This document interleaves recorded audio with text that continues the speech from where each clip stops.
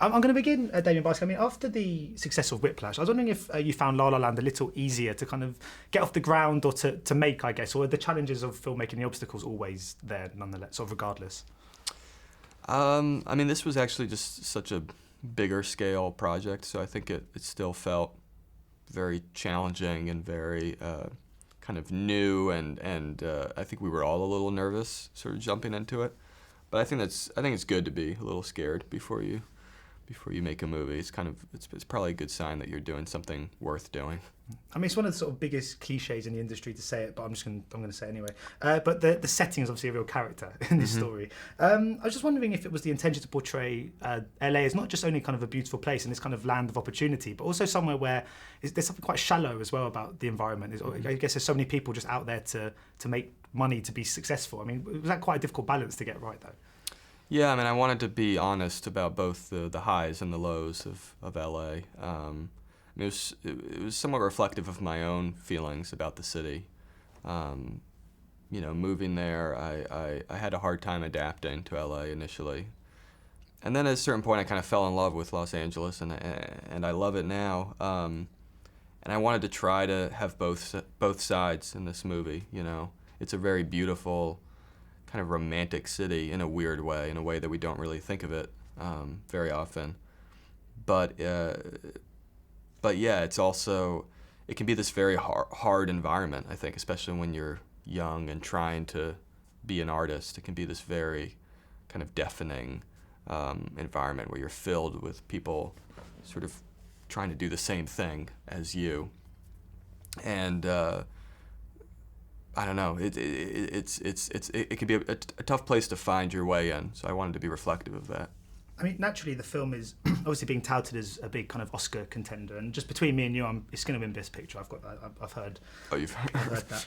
And I was just wondering, because you interview kind of filmmakers and actors, and you ask them their thoughts on the kind of Academy Awards and the whole award season, and a lot of people are quite coy and say it doesn't really matter too much. But does it matter? I mean, it must be so cool to be mentioned in this time of year, to be one of the films in contention for all the awards and stuff like that. It's incredible. I mean, it's very humbling, especially, I mean, a movie like this, it took 6 years to get made, and a lot of skepticism, was sort of greeted the project along the way. So it was kind of amazing to even get the chance to make it, let alone now to sort of have it be received in this way and talked about in this way. I mean, it's a little bit of a shock to the system, but it's just incredibly gratifying and wonderful. Have you quite got kind of used to this kind of this praise? I mean, because obviously Whiplash was incredible, and La La Land is arguably even better. I mean, you've got people sort of citing this as one of the best films in years, and even Tom Hanks has sort of been speaking about his admiration for yourself as a filmmaker. I mean, it must be quite overwhelming in some ways. It's incredible. I mean, I certainly, haven't gotten used to it or anything like that. I think I'm too much of a neurotic and kind of maybe pessimist to ever get used to it, too insecure to get used to it. I think, you especially a movie like this, you're kind of wearing your heart on your sleeve. So I was more nervous before unveiling this movie than I've ever been. Felt kind of more exposed, I guess, by this movie than I've ever been. So I guess, yeah, again, it makes it all the more rewarding to have it received. I just wondering, I mean, I like sort of many others after the screening we were talking about it, just sort of looking to find some sort of common ground between this and Whiplash. I was wondering, is there a kind of continuing theme for you? Is there one theme that ties the two films together? Well, I mean, I guess, they both talk about being an artist and balancing art and life and kind of dreams with reality, and the sacrifice of the artistic pursuit.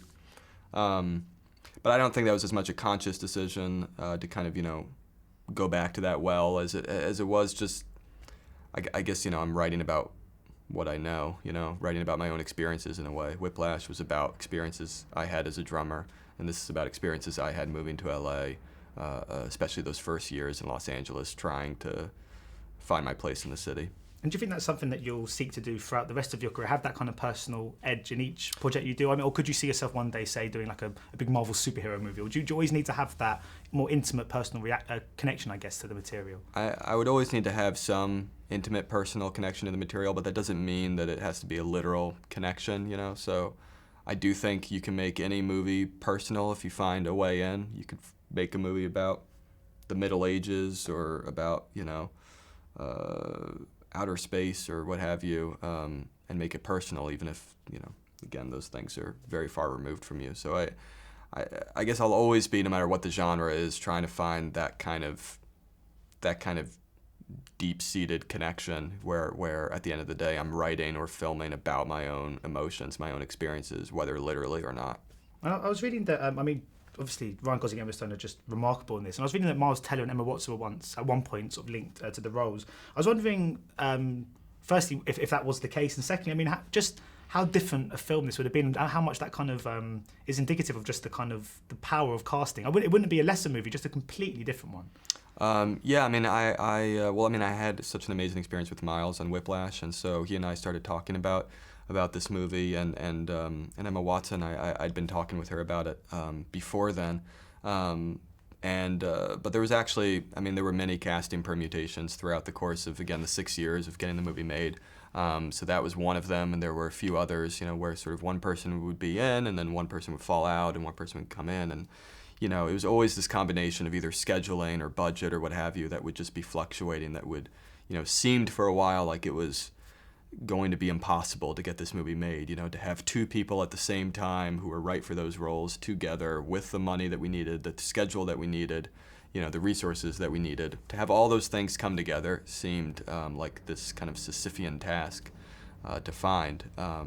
So yeah, when it finally wound up being Ryan and Emma Stone, it was did feel like somewhat of a miracle. Yeah. And my final question was just wondering kind of what's next. Have you begun sort of work on the next project? Are you even allowed to talk about what you're working on next? Well, I am actually working with Ryan on a movie about Neil Armstrong and the moon landing, which hopefully, knock on wood, will be the next thing I make. So, that going back to that idea of personal connection, that's less literally reflective of my own experiences. I've never been to the moon. Yet. But but there too, I want to try to find that kind of connection. I do think of it again as a story about emotions that I've felt, even if it's not about literal experiences I've had. Was that Ryan playing Neil Armstrong? Yeah. Oh, cool. Yeah. Nice. Brilliant. Well, thanks so much for your time today. Cool. Thank you. Ladies and gentlemen, you're watching Hey You Guys! Hey You Guys, huh? Hey, you guys. Is that from the Goonies? It is indeed, yes. Nice. Hey, you guys!